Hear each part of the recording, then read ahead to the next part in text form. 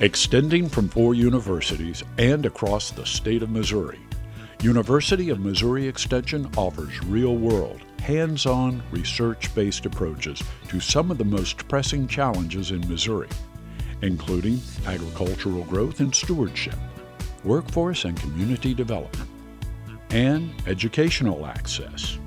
In this segment, our MU Extension experts discuss issues surrounding health and well-being in Missouri. When we say health, we associate that with the medical model, which means health care and going to the doctor.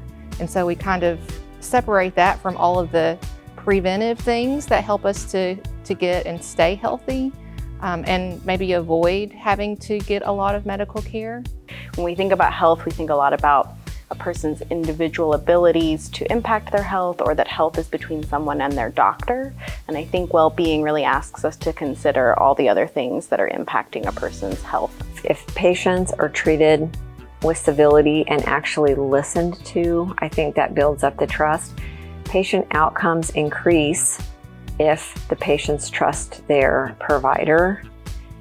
Patients advocate for themselves more if they trust their provider.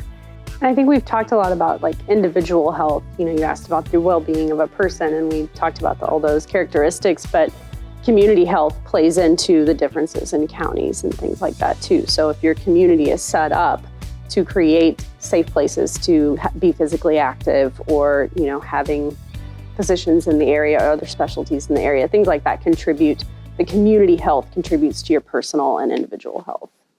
I would also say accessibility. Because Missouri is such a great place, but then we have a lot of rural areas, and there's not enough practitioners in those rural areas with specialties that can address, everybody's health disparities or health issues. Today's investment is something that will influence the health and outcomes of people for generations to come. Your investment today can lead to opportunities for people to have greater access to the resources that they need, education, health literacy, and also nutrition.